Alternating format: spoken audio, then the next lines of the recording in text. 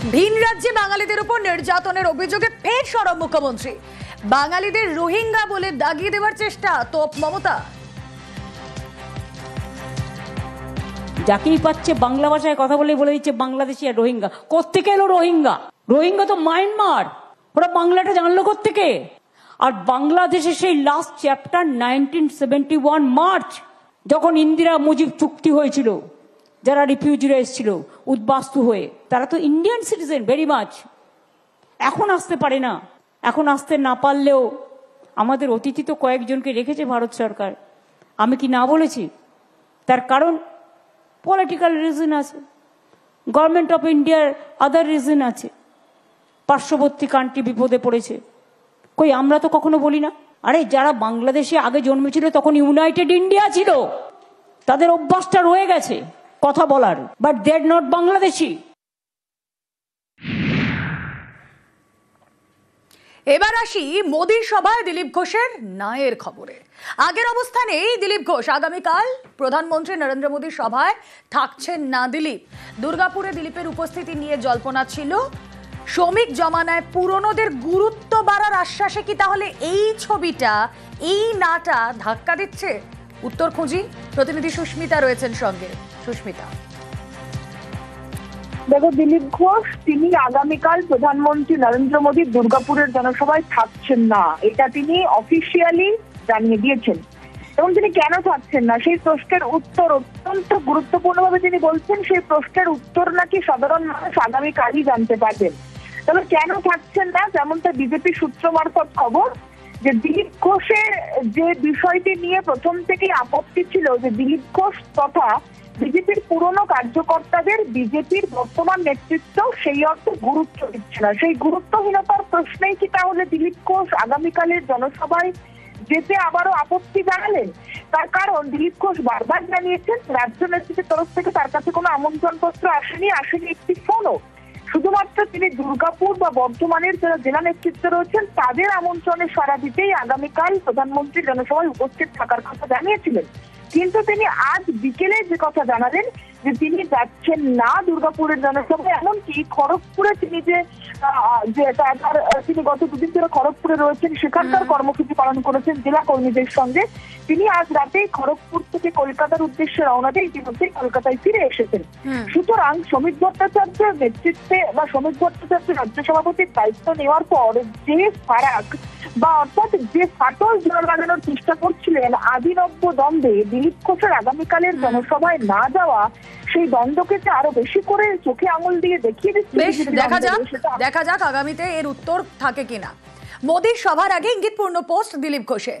প্রধানমন্ত্রী সভার পোস্টার, ফেসবুকে পোস্ট। বিজেপি নেতা, দুর্গাপুরের মাটিতে স্বাগত জানাই প্রধানমন্ত্রী শ্রী নরেন্দ্র মোদীকে, আমরা থাকছি, আপনিও আসুন, এ কথা পোস্ট করেছেন, তার সোশ্যাল হ্যান্ডেলে পোস্ট করেছেন দিলীপ ঘোষ। শেষ মুহূর্তে দিলীপের পোস্ট নিয়ে জল্পনা।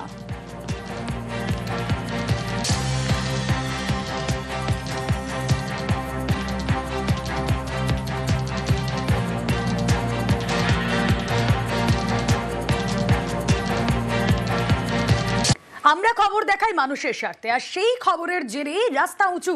আগে আপনাদের দেখাই কি দেখিয়েছিলাম আমরা, 10ই জুলাইয়ের ছবি, বসিরহাটের ছবি। আপনারা দেখুন জলমগ্ন রাস্তা, খানিকটা বৃষ্টি হলেই এভাবে জল জমে যায়, আর এই জল যন্ত্রণায় ভোগান্তি পোহাতে হয় সাধারণ মানুষকে। আর আমরা এই খবর দেখানোর পর রাস্তা উঁচু করে দেওয়া হলো উত্তর 24 পরগনার বসিরহাট, এবং পাশাপাশি আপনাদেরকে কোচবিহারের ছবিও দেখাবো।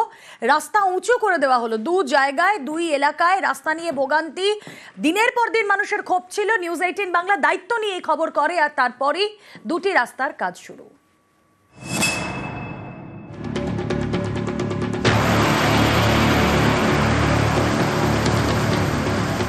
এই দেখুন, রাস্তা যেন পুকুর।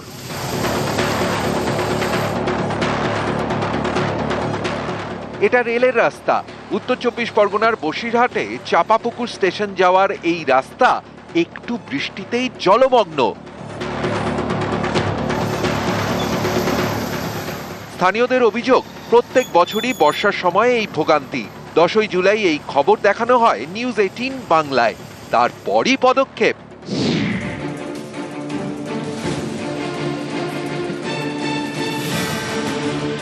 দুদিন আগেই কাঁচামাল মজুত করেছে রেল, কয়েকদিনের মধ্যেই রাস্তা উঁচু করার কাজ শুরু হবে। এই রাবিশ আর এই ট্রেন লাইনের যে স্লিপার এই দিয়ে রাস্তা হবে ফেলে গেছে, তবে যতটুকু শুনলাম এই জল কমলে তারপরে রাস্তাটা হবে। কত বছর পরে হচ্ছে রাস্তাটা? 5 বছর পর। আমাদের সবাই জনগণের সুবিধা হবে, কেন মানুষজন সব রেল লাইনের ওপর দিয়ে যায়, যে কোনো মুহূর্তে বিপদ ঘটতে পারে।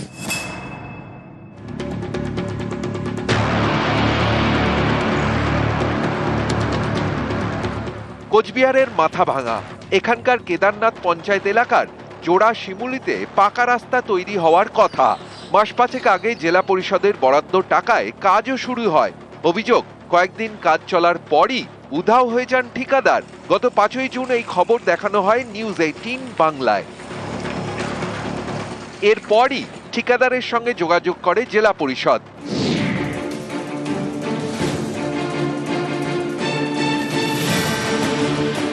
কয়েকদিন আগে পাকা রাস্তা তৈরির কাজ ফের শুরু করেছে ঠিকা সংস্থা।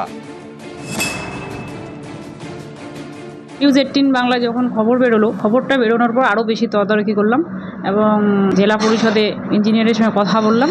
তারপরে তারা সংস্থার সঙ্গে কথা বলে তারা কাজটা দ্রুত শুরু করে দিয়েছে। বর্ষার পরেই পুজো হবে, পুজোর সময় যাতে তারা নতুন রাস্তা দিয়ে হাঁটতে পারে, এই কারণেই তারা ভীষণ খুশি। কাজ শুরু হয়েছে এবং কাজটা চলছে, দ্রুত শেষ হবে কাজটা। উত্তর 24 পরগনা থেকে অনুপম সাহা এবং কোচবিহার থেকে রাজেশ দাস, নিউজ 18 বাংলা। কিভাবে রেলের জমিতে বাংলার বাড়ি, এই প্রশ্ন উঠছে, কারণ বারাসাত 1 নম্বর ব্লকের কদম্বগাছিতে বাংলার বাড়ি আর বাংলার বাড়ি তৈরির উপর নোটিশ রেলের। উপভোক্তাদের নিয়ে ধর্নায় দেগঙ্গার বিধায়ক। জেনে নিই পরিস্থিতি কি, প্রতিনিধি জিয়াউল আলম রয়েছেন সঙ্গে। জিয়াউল, দেখো, বারাসাত 1 নম্বর ব্লকের কদম্বগাছি এলাকা, এখানে প্রায় 300-এর বেশি বাংলার বাড়ি পেয়েছে উপভোক্তারা। আর সেই বাংলার বাড়ি তৈরি হয়েছে, সেখানে বসবাস করছে এলাকার মানুষজন, উপভোক্তারা। আর সেখানেই দেখা যাচ্ছে নোটিশ দিয়েছেন, রেল নোটিশ দিয়েছেন যে তাদের জায়গা, অর্থাৎ সেই নোটিশ অর্থাৎ এই সামনে শনিবারের মধ্যে তাদেরকে জায়গা খালি করতে হবে, না হলে রেল সেই জায়গা উচ্ছেদ করবে। ফলে জানি ইতিমধ্যেই বিতর্ক তৈরি হয়েছে, তার কারণ কিভাবে রেলের জমিতে এই বাংলার বাড়ি তৈরি হয়েছে তা নিয়ে ইতিমধ্যেই প্রশ্ন উঠতে শুরু করেছে, বিরোধীরা প্রশ্ন করছেন। সেখান থেকে দেখা গেল যে আজকে যখন অর্থাৎ এলাকার মানুষজন তা নিয়ে এলাকার বিধায়ক অর্থাৎ রহিমা মন্ডল তিনি তাদেরকে নিয়ে ধর্নায় বসলেন যে যতক্ষণ না পর্যন্ত এই নোটিশ, উচ্ছেদ নোটিশ তারা প্রত্যাহার করবে, ততক্ষণ পর্যন্ত তারা ধর্না দেবেন। তার কারণ এখানে প্রায় 50, 60, 70 বছর ধরে বসবাস করছে সাধারণ মানুষ। এখানে কেন হঠাৎ নোটিশ দিল তা নিয়ে নোটিশ দিয়ে গেল, কি বলবো? রেলের জায়গা খালি করতে হবে, 19 তারিখ পর্যন্ত খালি করতে হবে, তারপরে যদি ক্ষতি হয় সেই ক্ষতি রেল দেবেন।